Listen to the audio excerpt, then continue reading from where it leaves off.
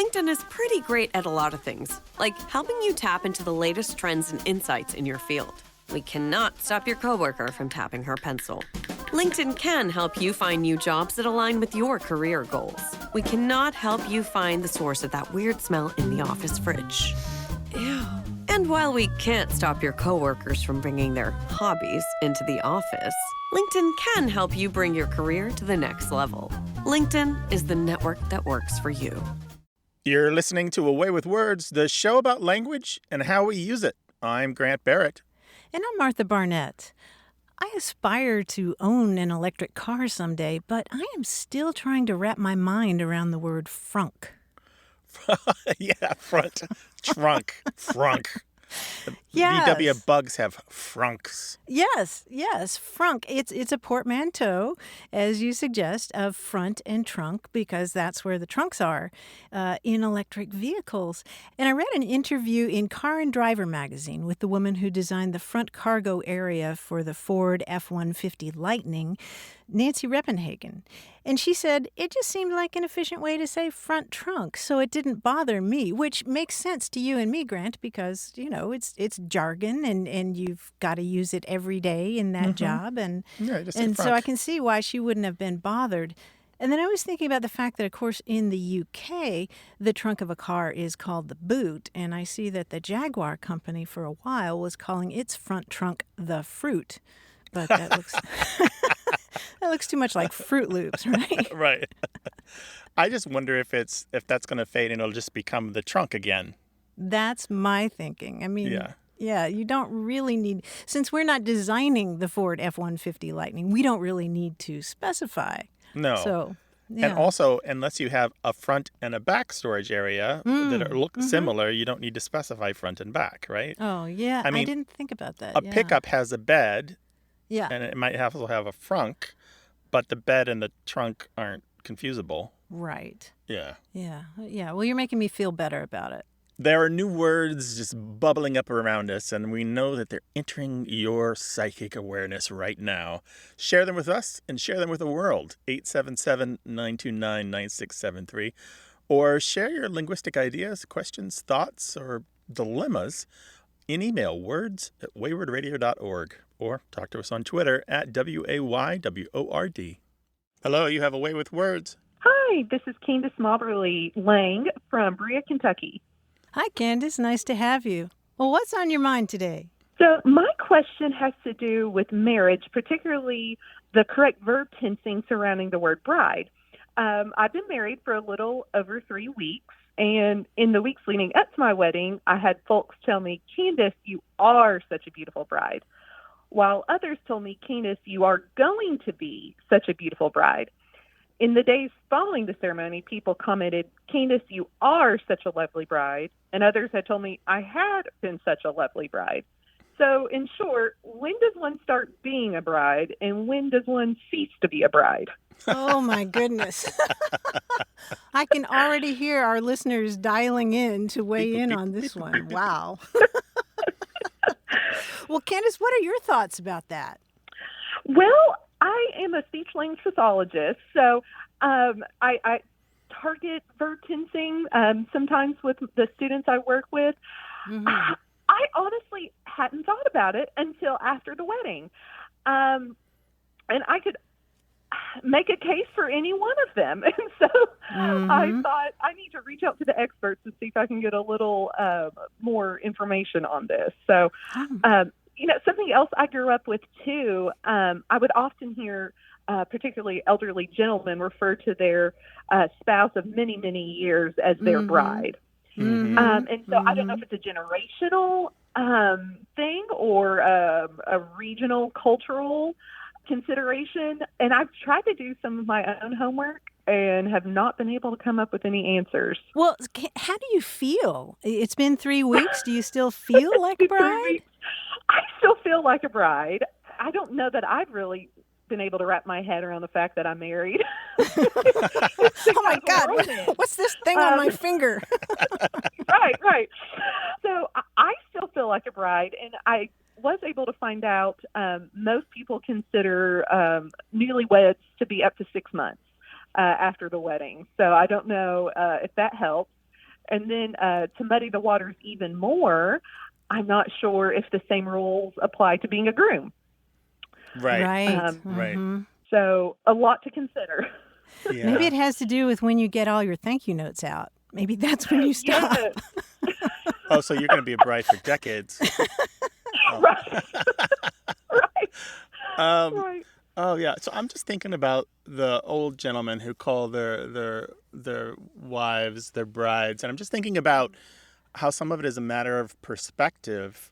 There's kind of an overlapping vision that you get with loved ones, where how you first knew them and how you know them now, and everything that's gone on between are all smoothed together. And so one vision of them, and so you can look at that portrait, that kind of combined portrait of them, and you still see that bride that you first knew them as, even though it's been 20, 40, 70 years.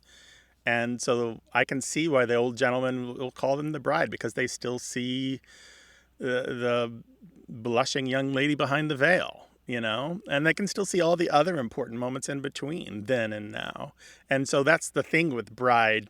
Some of it is really about the perspective of the observer, and some of it is about the perspective of you. Mm. So as long as you feel like a bride and you feel like you're living this charmed life with someone wonderful that you love, and it feels new and amazing, I say continue to be that bride. Well, it is interesting that we don't use groom in the same way at all. I mean, I feel like a groom is a groom on the day he gets married. Yeah. And then then it's over. But bride kind of has that afterglow. I think for some people, for me, it's very individual. I mean, we had 2 brides at my wedding, so we shared it. Yes, and I've thought, does that harken back to the days of when brides were considered property in some places, and is that why they would continue to be referred to as the bride, because that kind of referred to that status as being someone's property. Unfortunately, I've had time to think about lots of possibilities, but not really get any answers. So I appreciate y'all, and I like the perspective piece, and that really does help contextualize it. So, well, Candace, I want to say thank you for bringing this question to our attention. I'm with Martha. I know we're getting tons of emails and calls right now as we speak. My feeling is that this is really a choose your own adventure. No, and I like that answer too. And give your fella a squeeze for us, all right? I sure will. Martha, great. Right. Thank you so much for your time. Thank you, Take care now. Candace. Bye-bye. Take care. Bye-bye.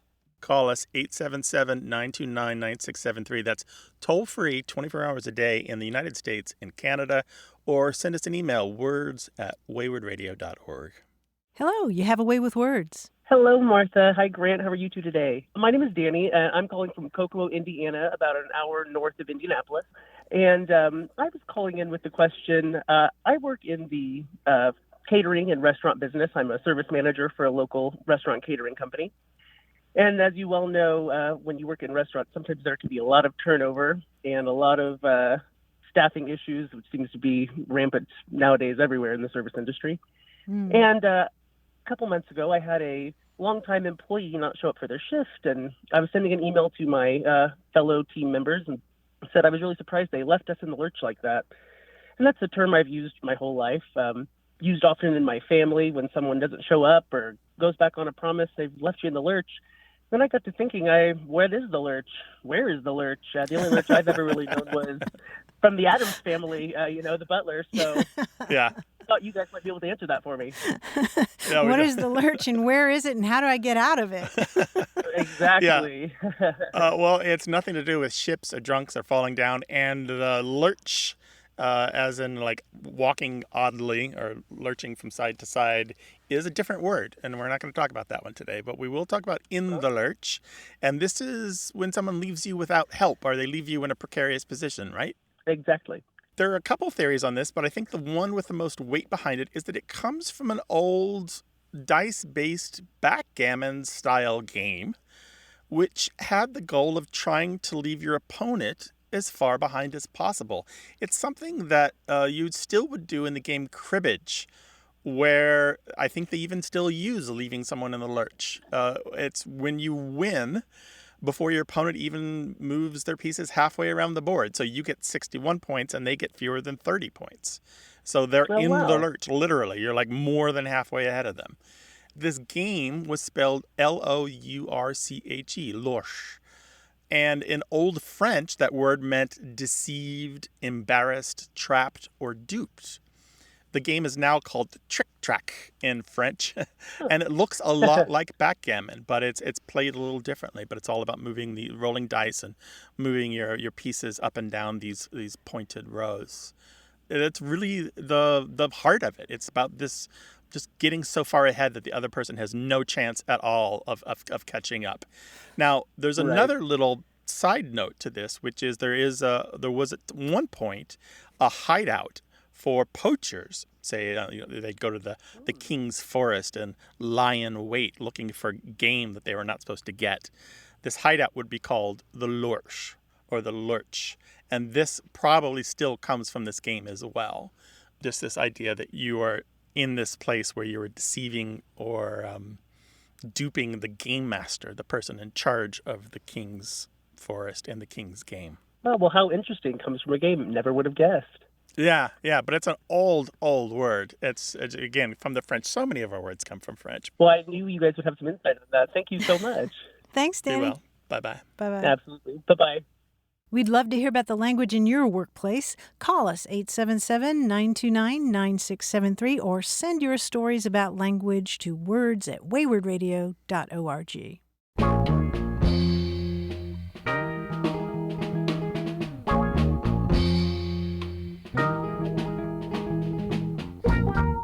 In his biography of Leonardo da Vinci, Walter Isaacson notes that the great artist and inventor was also fond of riddles, and I'm fond of this one. The riddle is, winged creatures will support people with their feathers. Any idea what that is? Winged creatures will support people with their feathers. Mm-hmm. Is this that people use quills to write in ink on the endorsement line of checks that pay the salaries of employees? I was going to say using a quill to try to make a living as a writer is maybe not so much support. But no, winged creatures will support people with their feathers. He's referring to feathers used to stuff mattresses. Oh, perfect. That's Yeah. that's simpler. That's better. Yeah, I thought it was some kind of flying machine that he was inventing, but no, feathers used to stuff mattresses. 877-929-9673.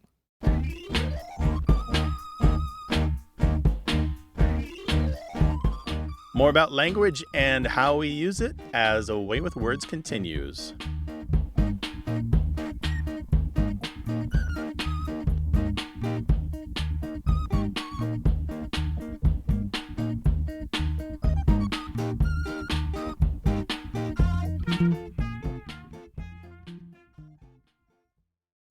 This episode is brought to you by Cologuard. Do you know what's really scary? Not screening for colon cancer when you turn 45. The Cologuard test is non-invasive, requires no special prep or time off work, and ships right to your door. In just 3 simple steps, Cologuard takes the scare out of colon cancer screening. If you're 45 or older and at average risk, ask your healthcare provider about the Cologuard test. Cologuard is available by prescription only. Learn more or request a prescription today at Cologuard.com/screen.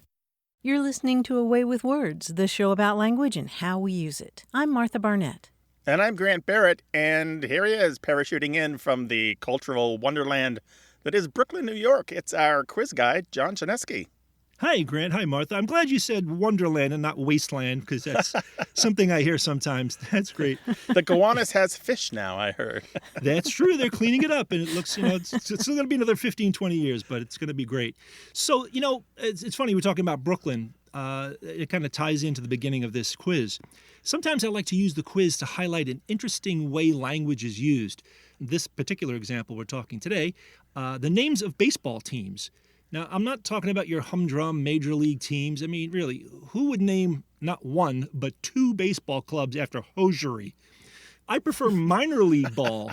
In minor league ball, it's so much more homey, it's cheaper, and there's a lot more creativity there. Now, with few outliers, baseball teams are named for what I call pride in local history or industry, like the New York Yankees, or strength through association, usually with an animal, like the Arizona Diamondbacks. Now, my local minor league team, which is a Mets affiliate, does double duty. It sounds as if it's named for a strong, dynamic weather phenomenon, but it's actually named for a grand, historic wooden roller coaster on the Coney Island Boardwalk. Now, do you know this team? Yes, I've seen them play. Yeah, the Brooklyn Cyclones. Right. Very well-named team. So let's see if you know or can deduce these actual names of real minor league ball clubs affiliated with major league teams. These are ones which I find to be interestingly christened. Here we go. Now, the Angels affiliate is located in the capital of Utah. And if you know Utah's symbol and its industrious insects, you'll know the name. Must be the bees. Yes, the Salt Lake Bees. Yeah, the Book of Mormon uses the word Deseret to translate to this, and it's all connected. Here's the next one. Now, I said local industry and strength through association with an animal. It's both when you're talking about the Reds affiliate in Kentucky. They're located in a city that's famous for a specific brand of baseball equipment, not so much flying mammals. I know that one. It's something bats, right? That's the Louisville Bats. It's the Louisville Bats. Yeah, I love names that do double duty like that. Now, several teams combine a descriptive word and an animal, like the Sacramento River Cats or the Midland Rock Hounds. To that end, Lehigh Valley in Pennsylvania takes a two-word term for a form of crude ore, and they switch the two words, and the result sounds like a strong, hard farm animal. A strong... Iron Pigs. Yes, the Lehigh Valley Iron Pigs. Oh, yeah, got to get the shirt. That one's great. Oh, yeah, no, it's beautiful. It's like an iron, pig. Now, there are several teams named for titles, like the Barons, the Generals, and the Captains. But what if your team wants to play off of that and also fields of a famous grain grown locally? Now, if you're in Cedar Rapids, there's just one homophonic option. The corn pones? I don't know. No? But the kernels. Yes, the kernels. The Cedar Rapids Kernels. It's spelled with K. Yeah. That's a good one. Yeah, that's great. I like that one. I've decided there are worse things I can do than visit minor league ball stadiums, and I really enjoy them. Yeah. I back that play 100%. John, thank you for a fun quiz. We have to do the basketball teams next. Ooh, sure. Yeah. The Brooklyn Fishnets? I don't know. I love it. Thanks so much, John. Bye-bye. Thank you. Talk to you soon. Take care. And we'd love to talk with you about any aspect of language, so give us a call, 877-929-9673, or send your questions and stories about language to words@waywardradio.org. Hello, you have a way with words. Hello. My name's Jerry Dragon. I'm calling from Southwest Virginia on the border of Tennessee and Virginia. Hi, Jerry. My question is, I play in a band, and we were at the studio, myself, the drummer Chuck Burdick, and the bass player Jimmy Eppard, and some other people, and we were discussing songs, and we were discussing a song by Poco called Consequently So Long. And one of the lines in the song was, now the die is cast, so nothing happens in the past. And someone asked, well, what does that mean? And one of the gentlemen said, well, it's when you throw a dice, so you can't change it, so once it's done, you can't change it. And I'm also a machinist. And I said, well, there's also a die, and you cast a die in machining. Maybe that's the reference. So we had a little discussion about it. We came to the conclusion that because dice are probably much more ancient than the machining aspect of it, that it was probably a reference to that, and they probably referenced it to when, I guess, Julius Caesar crossed the Rubicon. I think he said, now the die is cast. The die being cast in machining, is that directly taken? And is it related to throwing dice, and is that why it's called that? Oh, boy, what a great question. There's a lot to unpack here. There's a lot of dying and casting here and kind of confusing about which is which. You're absolutely right about the phrase, the die is cast, going back to Julius Caesar. And just to review, I mean, Caesar had completed this successful military campaign conquering the territory of Gaul up north and west of Italy. And then, as you suggested, he headed back south to Rome. And at the time, there was a law that prohibited military commanders from leading their armies to Rome, lest they use their armies to take over the government. So Caesar's traveling south through Gaul, and as you noted, he crosses the Rubicon, basically declaring civil war against his political rival Pompey back in Rome. So you're right, it's this pivotal moment, and he supposedly said something to the effect of the die has been cast or the die is cast. You know, I'm rolling the die right now. Alia jacta est in Latin. You've already tossed that cube with the dots on it, and there's no turning back. Yeah, you're right also to suspect that dice are really, really old. They definitely go back to ancient Rome where they were made of bone or metal or antlers. But then you bring in all this other interesting line of thinking because casting as a verb historically has meant to throw. And then later came to have the sense of the form of something that gets thrown. So you have cast in terms of dice, of course, but you also have like a plaster cast, which is a model, or casting a fishing line, or even the cast of a play. Those are the characters who are thrown into, or the actors who are thrown into this or that role. And that's one I never thought of. Yeah. So cast has so this many is why we different throw words. pottery. I never thought of that. I didn't either until this very second. But also this is why there's cast and broadcast and podcast. Right. Casting around. Broadcasting seeds is the agricultural metaphor that eventually gave us broadcasting sound and conversations like this one. So the word die is also a really interesting term. It's not until I think the late 1600s that die comes to mean an engraved block or tool that you use to stamp a softer material, or that you pour stuff into, metal into to well, that would be the mold to make a die. Yeah. So you would cast the die in the mold. Okay. And that's a little tricky to sort out, but it may be because those dies back in the 17th century were used in pairs, to press both sides of a coin, for example. But that's a little tricky, isn't it, Grant? Yeah, it is hard to separate it out, but in general, it is believed that the term die used in manufacturing, such as in stamping metal or using molds and cast, although it's later, does get its origin from the dice or the die used in numbered gaming cubes. So it may come from that, the idea that you're using this process to make that thing. That's what I suspected, because once you pour a mold and you cast the die, it cannot be changed. Just like when you throw dice, it can't be changed. But it's super messy. It's super messy, partly because these words are so common and because they're so simple. Mm-hmm. It's hard to prove that the numbered gaming cube casting a die and the manufacturing casting a die are directly connected. But it could be, but it looks like they are at this distance because they're both so very old. Mm-hmm. Well, Jerry, thank you so much for everything you brought to the show just now. We really appreciate it. And thanks for listening. We really appreciate that, too. And rock on. Thanks, Jerry. Bye-bye. All right. Bye-bye. Whether you're a rock and roller or a machinist or something else, you've got great language in your life. And Martha and I want to share.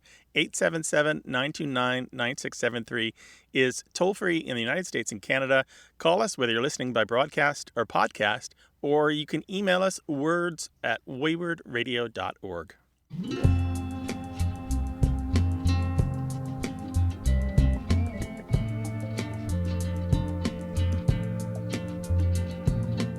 Here's a phrase that's new to me, but I am definitely adopting it into my vocabulary. I'm the one milking this duck. Do you know this one, Grant? No, but I can imagine that means that I'm the one doing this wrong. Yeah. I don't care if I'm doing it wrong. I'm doing it, not you. So back off and butt out. I'm the one milking this duck. I know I'm doing it wrong, but I'm going to do it anyway. Wonderful. Talk to us on Twitter at WAYWORD. Hello, you have a way with words. Hey, this is Ian calling from Clyde, North Carolina. How are y'all? Hey, Ian. Doing well. How are Doing you? well. Welcome to the show. I'm great. Thank you so much for having me. I'm calling because I have lived in rural Western North Carolina in the Appalachian Mountains for about 20 years. And in that time, I've come across, a lot of kind of colorful turns of phrase.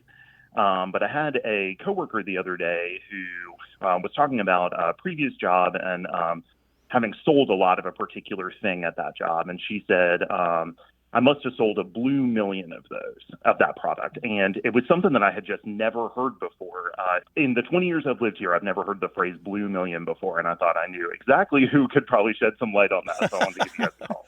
Who? The two of you, of course. All right. So this is another one of our hyperbolic numerals, hyperbolic quantities to add to things like zillions and bunch, just where we talk about things and say, I've got a bunch of something, I've got a zillion of something. And we all know that a zillion's a lot and a bunch is more than a few, but it's an indeterminate amount, right? So blue million means a lot, but maybe not exactly a million. Probably more than a million, I would think. Maybe, you think more than a million? Yeah. To me, it sounds like an intensifier. Yeah, it is. Blue is an intensifier. Exactly right. It comes from probably expressions like blue blazes or true blue or talk a blue streak or shout blue murder. And all of these, blue is used to emphasize and to just kind of express more, to add on to, so that there's more terror in screaming blue murder, and there's more talking in blue streak, and there's more loyalty into to be true blue, and there's more hell and fires in the blue blazes, It means extremely or completely in this case. But yeah, at least 120 years old, we have blue million used this way. And there's actually been papers written about, at least a couple papers written about blue used as an intensifier in this way. Huh. So why do you have any idea why it's this specific color blue and not, say, some other color?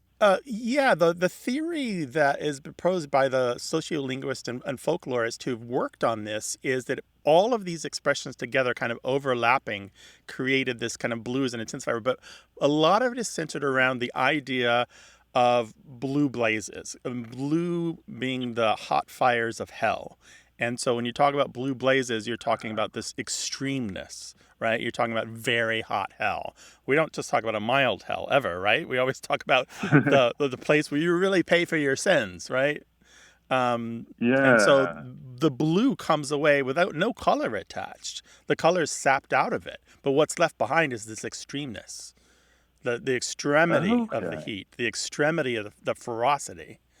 And so that's left behind. And so all of these other places have this too.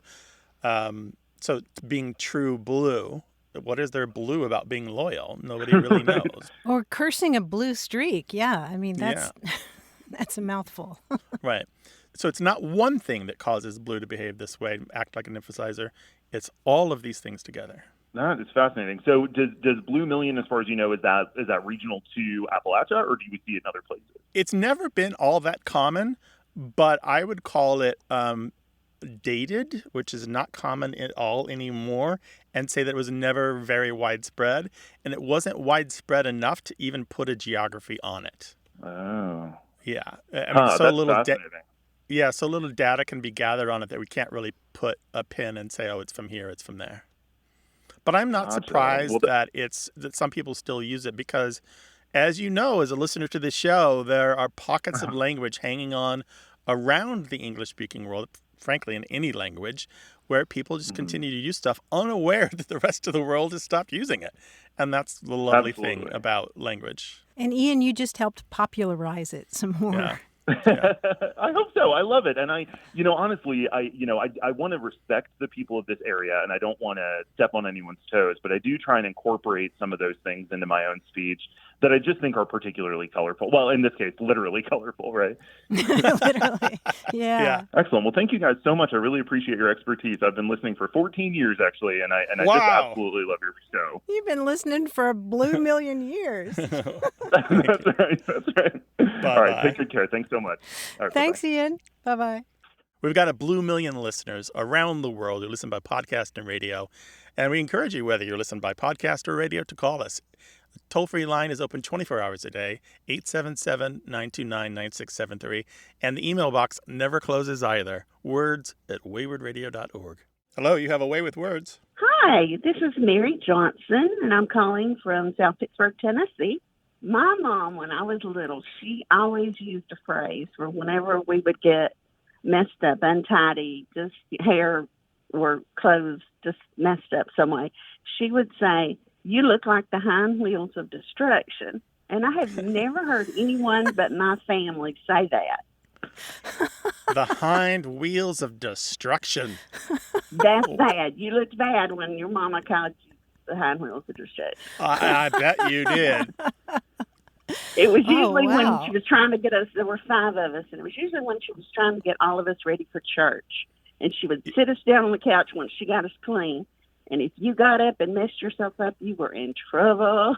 And you were called the hind wheels of destruction. I love this. It sounds almost biblical, doesn't it? Something out of the book of Revelation or something.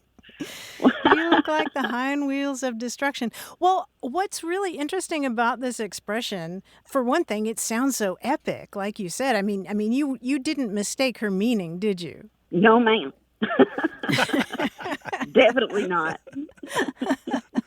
Well, there are various versions of this phrase, and they usually have to do with somebody who's been run over by some kind of hind wheels. And I love that it's the hind wheels. You know, whatever the front wheels were, they already ran over you, and you're all The hind wheels finished so the you got job. a double dose. Yeah. Yeah, you've either got wagon ruts on your body, or you're lying there on the ground like Wile E. Coyote after a steamroller or something. But there are different versions of this. The oldest version that I've seen is from 1878, which is a newspaper article talking about somebody who looked like they had run up against the hind wheels of bad luck, and so. I've seen that expression a little bit earlier, or you look like the hind wheels of bad luck have run over you. You can also find a version of this expression in the lovely book, The Yearling by Marjorie Kinnan Rawlings. You look like the back of bad luck, which kind of sounds good. It sounds like bad luck is left. Is leaving. Well, maybe you're the scat left behind after bad luck has chewed you up and let you out. Mary, thank you so much for your memories and bringing up this expression. We really appreciate it. Bye-bye. All right. Bye-bye. Take care. Bye-bye. I guess the opposite of the hind wheels of destruction is the front wheels of creation. Climb aboard with us. Call us 877-929-9673. We'll talk about language, toll-free U.S. and Canada, or send us an email, words@waywardradio.org.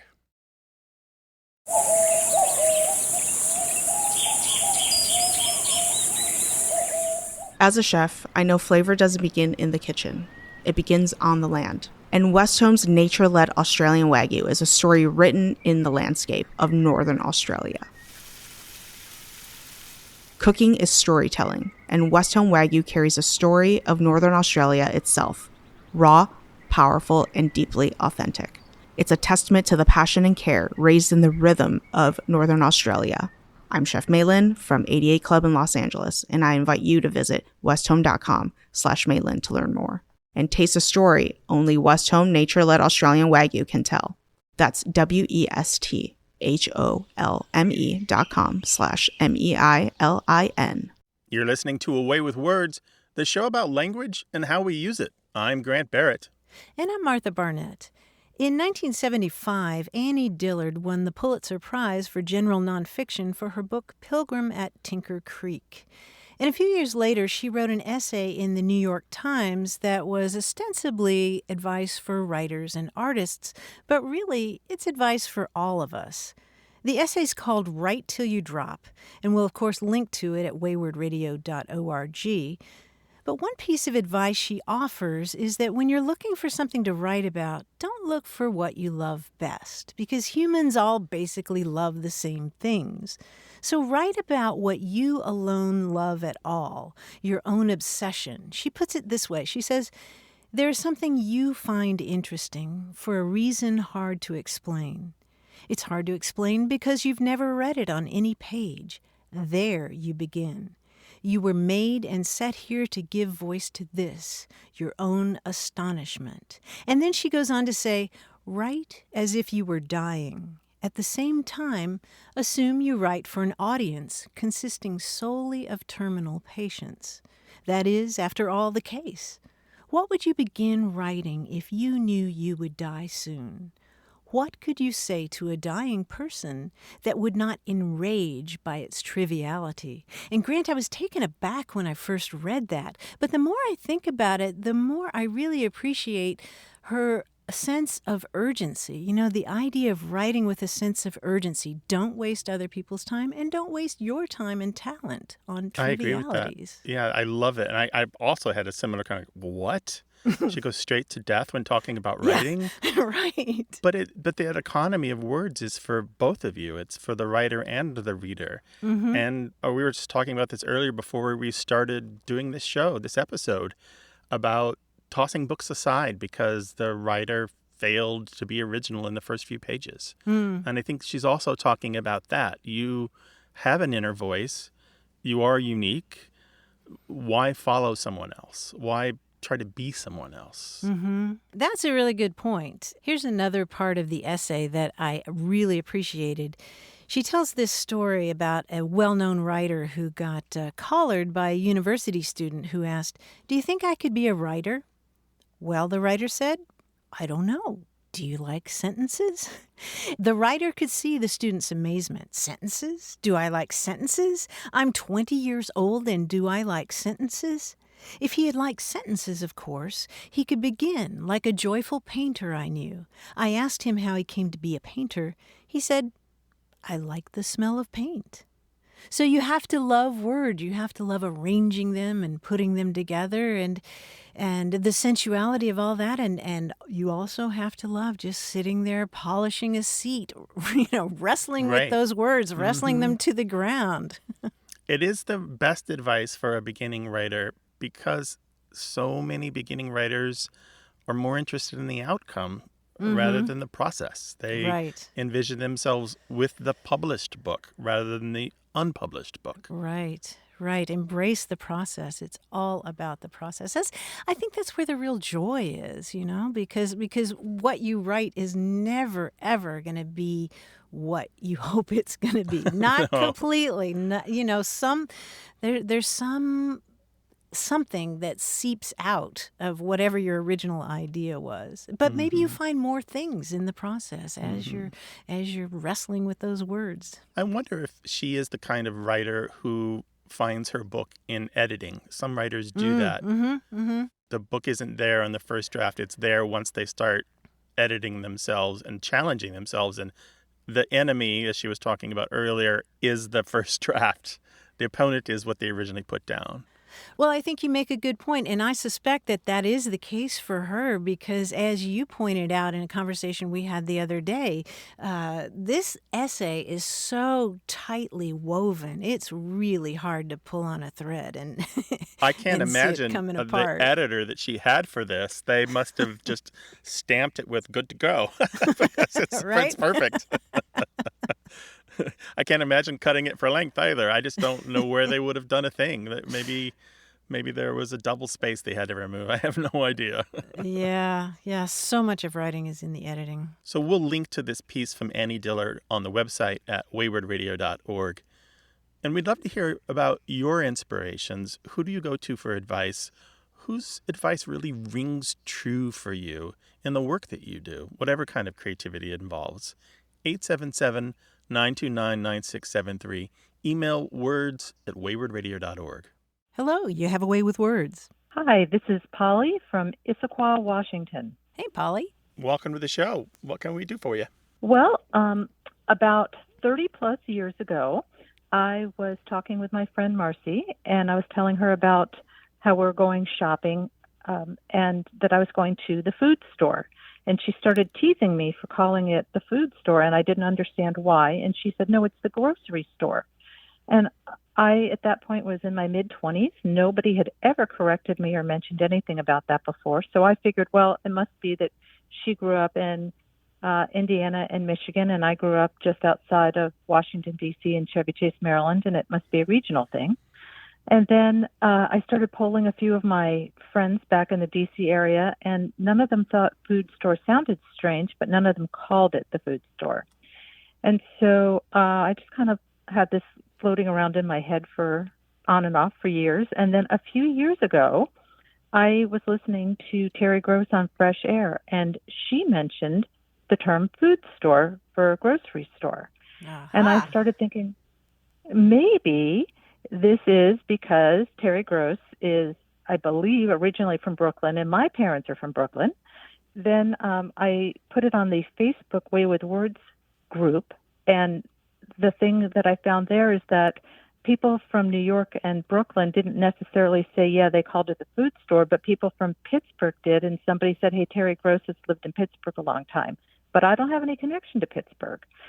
Then I thought my last guess was that maybe coming from descendants of Ashkenazi Jews that spoke Yiddish, maybe this was a direct translation from Yiddish, which I don't speak, and that got passed along. I can't figure out where it comes from. As far as I know, it doesn't have anything to do with your Jewish or Yiddish background, but you've really hit on something here with the New York connection. And I did see that thread in our Away with Words Facebook group, and there was a lot of back and forth there, and I kind of put together the different pieces. And it really fits a pattern of this East Coast usage that kind of starts in New York, New Jersey, and Philadelphia, kind of make a big circle in that metropolis, and goes down to the East Coast, along the Atlantic coast, down to the Gulf of Mexico. And the reason that we can say this with some certainty is that there is something called the Linguistic Atlas of Gulf States that surveyed people, I believe it was in the 50s and 60s. I might have my dates wrong here.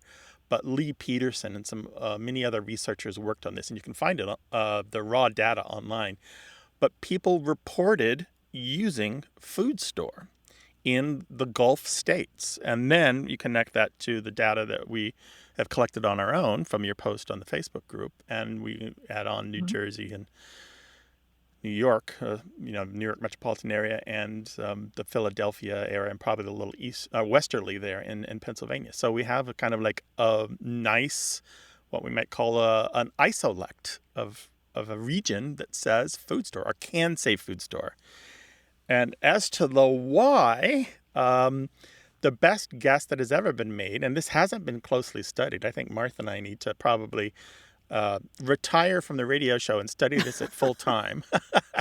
Oh, please do, because it's been on my mind for 30 years. So I would love it if you did that. Martha, I think please retire from the radio show. Study food store. No. Love that part. Myself and my two teens love your show. Don't do that. But just in your free time, spend all of it doing that. But I want you to think back to a time when you might have gone to town and there was the hardware store. And there was the feed store for your animals, and there were other kinds of store, and the food store was separate. So you didn't have these multi-purpose stores like we do now, where you could get your medicines, and they had right now when I go to the supermarket, I can get housewares, I can get medicine, I can get my meat, right? The butcher even used to be separate. Yeah, you can go to the drugstore and get lawn chairs. Yeah, exactly. So think about a time when there was a little more division for this stuff. And so it made a lot of sense to say the food store because that's all that was there for the most part was food. Oh, okay. So it was being specific in the same way that, for instance, like people used to go to like the fish market if you wanted to get fish. Yeah. And so would this have been like produce? Yeah. Well, it might have been food that was unpackaged food. Yeah, produce. Okay. Stuff All that right. didn't come Okay. prepared or pre-prepared. Yeah, exactly. Okay. And then All this right. is generally not always true. Obviously, there have always been kind of general purpose stores that sold whatever they could get their hands on that people wanted. Right. But Right. that's probably the origin of this. And again, we have some data on this, so we know that there are people who have said this and still say this. It's never been all that common. The Dictionary of American Regional English doesn't include an entry for it, but it does include one citation for it in the entry for hoagie, where somebody is talking about going to the food store, and it's from the large metropolis that is, Philadelphia, New Jersey, and New York City. So would you think then that this would generally have been more common in the big cities because, if you were in a rural place, you might have more of a general store, whereas in the big cities, there's more specialization. You would have lots of different stores. That's a good guess. That's good. But like I say, I don't know for sure, but we're guessing here. But nobody has done a full study on this. No real extensive work, as far as I know, has ever been done on the expression food store versus grocery store. So congratulations, Polly. You're not alone. Me and Terry Gross. Yeah. Good and company. It got me on your show. So you know what? It's wonderful on all accounts. And to my friend Marcy, see, I told you it's not weird. It's me, Terry Gross, and Marcy. People. Yeah, Marcy. All right. Thank you so much. Take care of yourself, Polly. Be well. Okay. Bye-bye. Take care, Polly. 877-929-9673.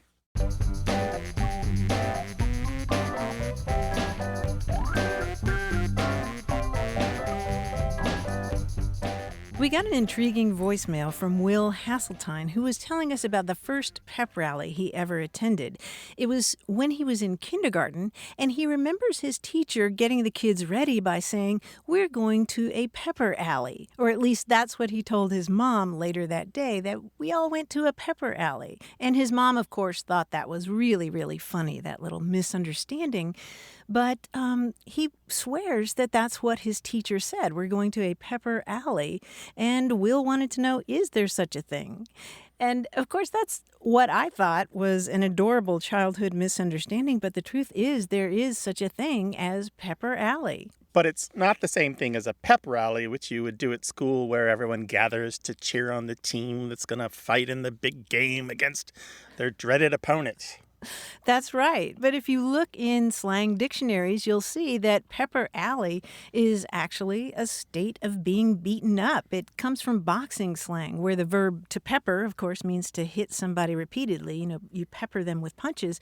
But it's also a pun on a place in South London called Pepper Alley, where apparently a lot of this went on. So Will is still convinced all these years that he heard correctly as a kindergartner. I mean, maybe his teacher was from Britain or something. Right. But I suspect it's just a mishearing, but it's kind of adorable that he's still hanging on to the belief that he heard correctly. Absolutely. Will, there's probably a really good chance that you misheard, but, keep believing, brother. Grant and I love to hear about those childhood misunderstandings, and you can share yours by calling us 877-929-9673. Hello, you have a way with words. Hi, my name is Amelia, and I'm calling from Arlington, Virginia. Welcome to the show. Hey, Amelia. Thank you. I have something that my wife said recently that I was wondering if you could help me out with. Oh, yes, please. She and I have been married for a number of years now. We're both in our mid-30s, and we're both from the Midwest. She's from Iowa, and I'm from Ohio. Every once in a while, she'll say something that I've never heard before, never heard anyone else say before. So I get to figure out, is it an Ohio thing or just something her family says or something she's made up herself?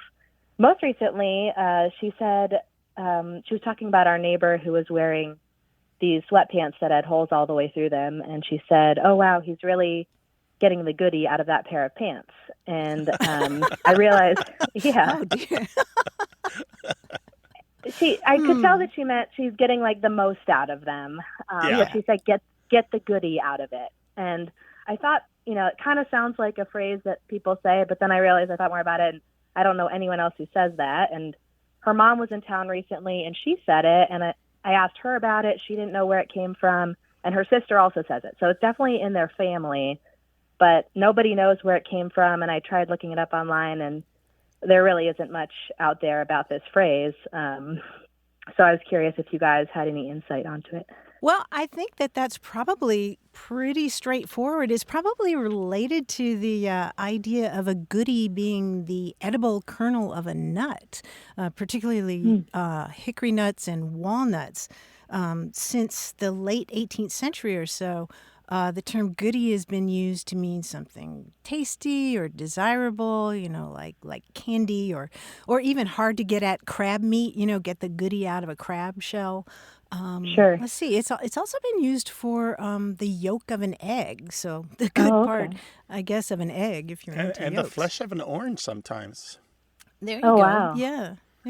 So all those words are kind of the same. They come from the same place, like the middle of something. Kind of. Yeah. Okay. Yeah. The middle and also just the good part. Like a goodie bag has goodies in it, or a goodie picker. I love that term, goodie picker. It's a pointed instrument for digging the meat out of a nut. Is it regional at all, or all over? Goody is kind of scattered throughout much of the United States, the South, and a little bit in the Midwest. So I'm not surprised that your wife picked that up there. That's interesting about the nut, because her mother, my mother-in-law, grew up on a farm, and her dad had a bunch of black walnut trees and would harvest them. And there's stories about her, the basement being full of walnuts. So I wonder if they... Yeah. I know that we had a walnut tree at one of our houses. I know that feeling. Yeah. They are all a bit scarred about it, I think, because how much it stains them. Yeah. Oh, that's really interesting. Well, I'll pass it along to them. I think they'll be interested to hear. All right, Yeah. Amelia, thank you for helping us get the goody out of this question. Yeah, absolutely. Thanks so much. Take Thanks care. a lot. Best to your Bye-bye. wife. All right. Thanks. Bye. Bye-bye. When you marry into a family, you don't just marry your spouse, you marry their language. And there's a lot that you might not understand. Martha and I can help you sort that out. 877-929-9673, or talk to us on Twitter at WAYWORD. Our team includes senior producer Stephanie Levine, engineer and editor Tim Felton, production assistant Rachel Elizabeth Weisler, and quiz guide John Chinesky. We'd love to hear from you, no matter where you are in the world. Go to waywardradio.org/contact. Subscribe to the podcast, hear hundreds of past episodes, and get the newsletter at waywardradio.org. Whenever you have a language story or question, our toll-free line is open in the U.S. and Canada, 1-877-929-9673, or send your thoughts to words@waywardradio.org. A Way with Words is an independent production of Wayward Inc., a nonprofit supported by listeners and organizations who are changing the way the world talks about language. Special thanks to Michael Breslauer, Josh Eccles, Claire Grotting, Bruce Rogo, Rick Seidenworm, and Betty Willis. Thanks for listening. I'm Martha Barnett. And I'm Grant Barrett. Until next time, goodbye. Bye.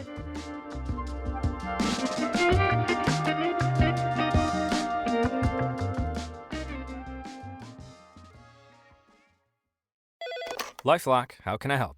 The IRS said I filed my return, but I haven't. 1 in 4 tax-paying Americans has paid the price of identity fraud. What do I do? My refund, though. I'm freaking out. Don't worry, I can fix this. LifeLock fixes identity theft guaranteed and gets your money back with up to $3 million in coverage. I'm so relieved. No problem. I'll be with you every step of the way. 1 in 4 was a fraud-paying American. Not anymore. Save up to 40% your first year. Visit LifeLock.com/podcast. Terms apply.